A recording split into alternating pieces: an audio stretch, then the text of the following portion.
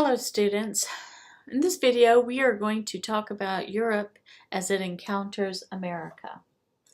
So the main idea of this video is that Columbus sought a sea route to Asia.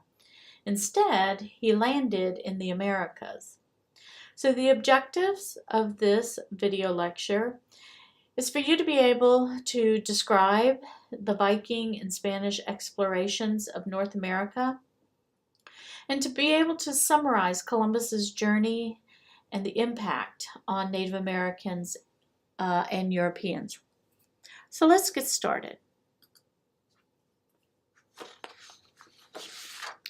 Evidence shows that the first Europeans to arrive in the Americas were the Norse, or the Vikings.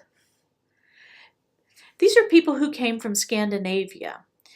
In about 1001 AD, Leif Erikson and 35 other Vikings explored the coast of Labrador and stayed in the winter of Newfoundland.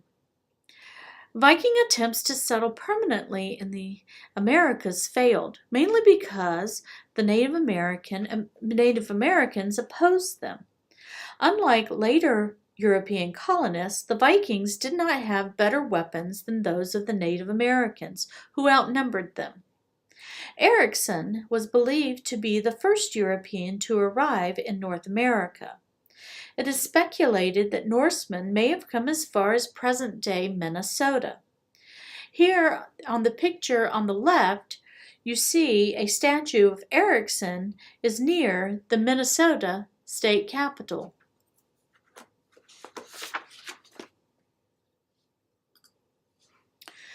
With the Renaissance came a renewed interest in the world's geography, that along with European states being eager to find a sea route to Asia.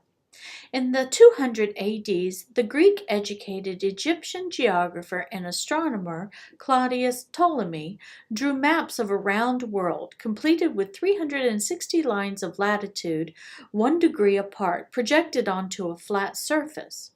In 1406, Ptolemy's geography was rediscovered and printed in 1475. It became a very influential and basic system of lines of latitude and longitude that is still used today. His maps use the basic system of lines of latitude. Ptolemy's geography made the Earth seem much smaller than it actually was. As a result, Christopher Columbus miscalculated the distance from Spain to India. Columbus tried but failed to get financial backing from the rulers of England and France for an expedition. In 1492, Spain's King Ferdinand and Queen Isabel finally agreed to finance Columbus's expedition.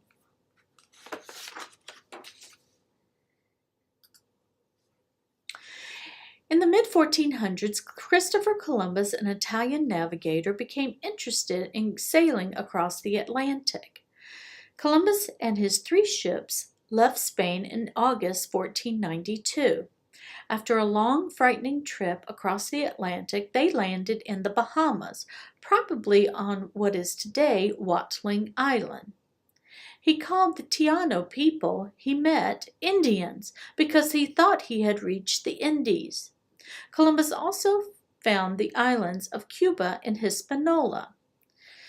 In April 1493, he returned to Spain with gold, parrots, spices, and Native Americans. Columbus impressed Ferdinand and Isabella and convinced them to finance another trip by promising them as much gold as they wanted. Columbus soon left for his second voyage with 17 ships and 1,200 colonists. In November 1493, he landed in Hispaniola. Many of the colonists felt that Columbus had misled them with promises of gold, so they wanted to return to Spain. Columbus stayed and explored Hispaniola, where he found some gold. In 1496, he went back to Spain. His brother Bartholomew stayed and founded Santo Domingo in Hispaniola. This was the first capital of Spain's American Empire. Columbus made 2 more voyages to America. He studied the Orinoco River in South America and mapped the American coastline from Guatemala to Panama. By the early 1500s, the Spanish explored the major Caribbean islands, established colonies on Hispaniola, Cuba, Jamaica, and Puerto Rico, and began to explore the American mainland. Settlers flocked to the Caribbean, hoping to become wealthy through conquest and trade. Before colonization could begin, Ferdinand and Isabella had to establish their claim to the new lands. Portugal had claimed the right to control the Atlantic route to Asia. To prevent a war between the two nations, in 1493 the Catholic Church's Popes Alexander VI established a line of demarcation. This imaginary north to south line running down the middle of the Atlantic granted Spain control of everything west of the line and Portugal control of everything east of the line. In 1494, Spain and Portugal signed the Treaty of Tordesillas. This gave Portugal the right to control the route around Africa to India. Spain claimed the new lands of the Americas, except for what now is Brazil.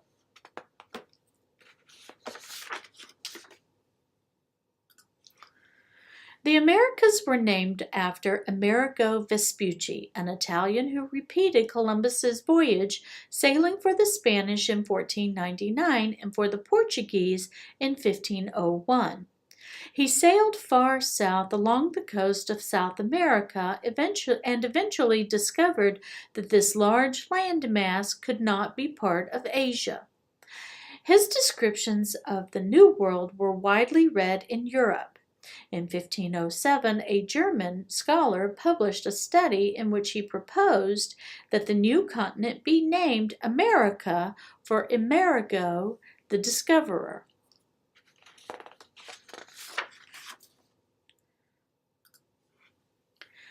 Juan Ponce de Leon, the Spanish governor of Puerto Rico, discovered Florida in 1513. Vasco da Gama became the first European to reach the Pacific coast of America.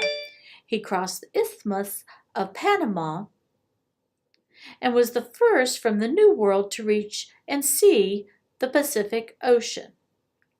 In 1520, Ferdinand Magellan, a Portuguese mariner, worked for Spain. He discovered the strait at the southernmost tip of South America. Magellan thought that the Spice Islands, or Indonesia, were just a few days away. He grossly underestimated the size of the Pacific Ocean. Magellan died in the Philippines, and Elcano continued the mission, being the first known people to circumnavigate or sail around the globe.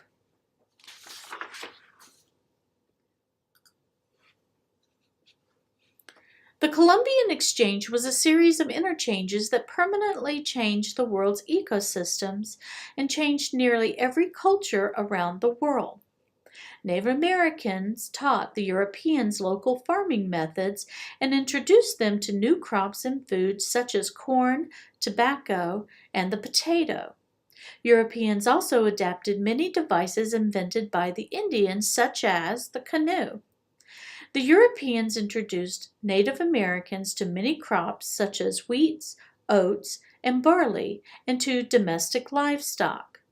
The Europeans introduced the Native Americans to technologies such as metalworking. Europeans also brought diseases that killed millions of Native Americans because they lacked immunity to the diseases. What kind of diseases? Measles, mumps, chickenpox, and typhus. The consequences were so devastating to Native Americans. Some Native American groups suffered a 90% population loss in the first century after European contact. This catastrophe reduced the labor supply available to Europeans, who then turned to enslaving Africans. Slavery in the Western Hemisphere is traceable to the Columbian Exchange. This concludes the European Encounters America video lecture.